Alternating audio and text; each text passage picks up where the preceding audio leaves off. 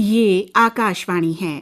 अब प्रस्तुत है हिंदी दिवस के अवसर पर माननीय केंद्रीय गृह मंत्री श्री अमित शाह का संदेश। प्रिय देशवासियों, आप सभी को हिंदी दिवस की हार्दिक शुभकामनाएं। इस वर्ष का हिंदी दिन हम सब के लिए बहुत महत्वपूर्ण है, क्योंकि 14 सितंबर 1949 को भारत की संविधान सभा ने हिंदी को संघ की राजभाषा के रूप में स्वीकार किया था।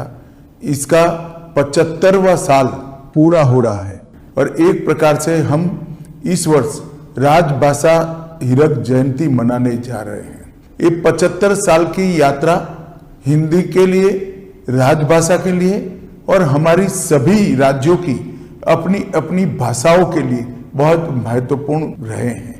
हिंदी ने कई उतार चढ़ाव देखे हैं, परंतु आज मैं इस मकाम पर खड़े रहकर निश्चित रूप से कह सकता हूं कि हिंदी और किसी स्थानीय भाषा के बीच में कोई स्पर्धा नहीं है।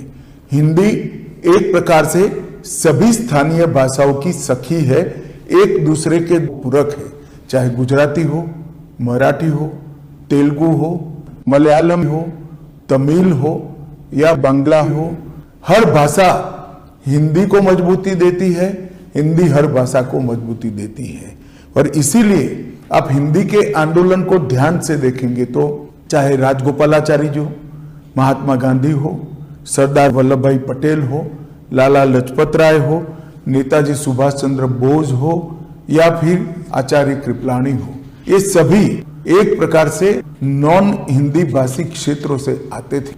और जो समिति बनाई गई वो समिति भी श्री आयंगर और के.एम. मुंशी के नेतृत्व में बनाई गई थी, जिसने हिंदी को राजभाषा के रूप में मान्यता देना और हिंदी और हमारी बाकी सारी भाषाओं को ताकत देने का एक रिपोर्ट हमारी संविधान सभा के सामने रखा था। वो दोनों नेता नॉन हिंदी भाषी क्षेत्र से आते हैं और विगत 10 साल में मोदी जी के नेतृत्व में हिंदी को और स्थानीय भाषाओं को मजबूत करने के लिए ढेर सारा काम हुआ है।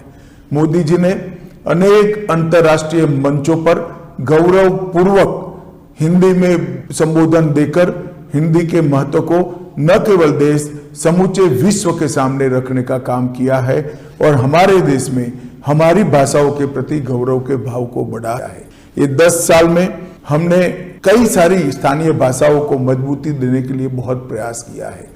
नई शिक्षा नीति में श्री मोदी जी ने प्राथमिक शिक्षा मातृभाषा में इसको एक महत्वपूर्ण स्थान देकर हमारी सभी भाषाओं को और हिंदी को एक नया जीवन देने का काम किया है।